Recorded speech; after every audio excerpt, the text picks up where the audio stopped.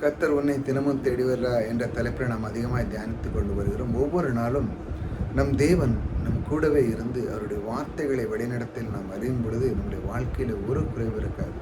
அவர் சொல்லுகிறார் பாருங்க, என் வாயை பூமிகளினால் திறப்பேன், உலகம் தோற்று முதல் மறைபொருளானவைகளை வெளிப்படுத்துவேன்.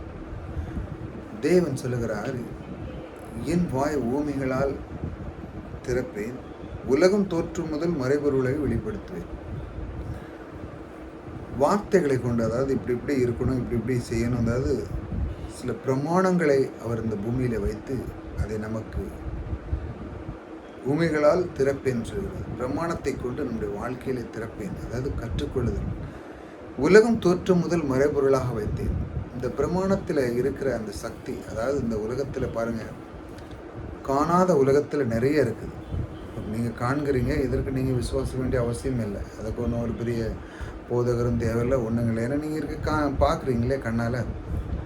காணாத உலகத்திலே, அதாவது ஆவிக்குரிய மண்டலத்திலே இருக்கிற அந்த ஒரு மறைபொருள் உலகம் தோற்றுவதற்கு முன்பாகவே தேவன் என்ன பண்ணுற பாருங்க, இந்த பூமியை சிருஷ்டிக்கும் பொழுது அது ஒவ்வொன்றையும் அவர் அழைக்கிறார்.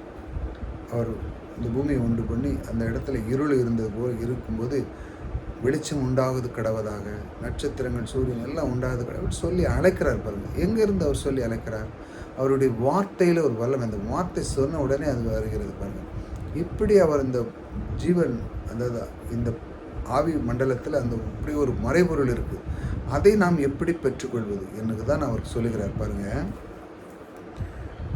என் மாயை ஊமைகளினால் திறப்பேன். தேவனுடைய அந்த வார்த்தை வல்லமை, அந்த வார்த்தையினால் அது நிச்சயமாக நடக்கும். அதை கொண்டு தான் நான் திறக்கப் போகிறேன். அந்த பிரமாணத்தை கொண்டு தான் நான் திறக்கப் போகிறேன். எனக்கு கிடைக்காத ஒன்று என் வாழ்க்கையில் நான் அதை இன்னும் பெற்றுக்கொள்ளவில்லை. இப்போ வாழ்க்கையில் நிறைய இருப்பாருங்க, பொருளாதாரத்தில் குறைவு இருக்குது. அப்போ அதை நான் எப்படி பெற்றுக்கொள்ள? சுகம் பலவீனமாக இருக்காங்க, அதை நான் சுகத்தை எப்படி பெற்றுக்கொள்ள? நான் மற்ற காரியத்தில் நான் முன்னேறதற்கான அடியெடுத்து வைக்கிறதுக்கான எனக்கு சில தடைகள் இருக்குது. அதை நான் எப்படி பெற்றுக்கொள்ள? இப்படி மனிதன் சஞ்சலித்து கொண்டு இருக்கிறான் அந்த உலகத்தில் பாருங்கள். அந்த நேரத்தில் தான் பாருங்கள் என்ன நடக்கு பாருங்கள். நம்முடைய வாய்களை தேவனுடைய வார்த்தைகளால், அவர் சொன்ன அந்த ஊமைகளால் நான் திறக்கிறேன்.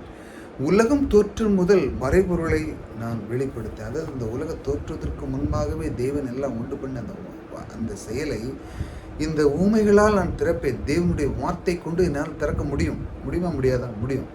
அவர் கொடுத்த அந்த வாக்குத்தத்தம், நான் உன்னோடு கூட இருப்பேன், நான் உன்னை விட்டு விலக மாட்டேன் என்று சொன்ன அந்த வார்த்தை. இப்போ நிறைய வாக்குத்தத்தங்கள் இருக்குது பைபிளில். அதையெல்லாம் அதனுடைய ஊமைகளை சொல்லி, அந்த வார்த்தைகளை சொல்லும் பொழுது இந்த ஆவிக்குரிய மண்டலத்திலிருந்து நமக்கு அதையெல்லாம் ஓடி வந்து நம்மிடத்தில் அது பற்றி கொள்கிறது. அதற்கு என்னென்னா, நம்முடைய நாவை அதற்கு நேராக நீட்ட வேண்டும், அதாவது சரியாக அந்த வார்த்தையை உச்சரிக்க வேண்டும். அதுக்கு தான் பாருங்கள், இதெல்லாம் அந்த வார்த்தைகளை நான் திறப்பேன், இந்த பூமிகளை நான் திறப்பேன். உலகம் தோற்று முதல் மறைபொருளே நான் அந்த தோற்றுவதற்கு முன்னே இருந்த அந்த இதெல்லாம் நான் வெளிப்படுத்த முடியும். எப்பொழுது? தேவன் கொடுத்த அந்த வார்த்தை கொண்டு. இப்படித்தான் அவர் உங்களுக்கு ஒவ்வொரு நாளும் வெளிப்படுத்தி கொண்டிருக்கிறார். நீ இதையெல்லாம் பெற்றுக்கொள்ள வேண்டும்.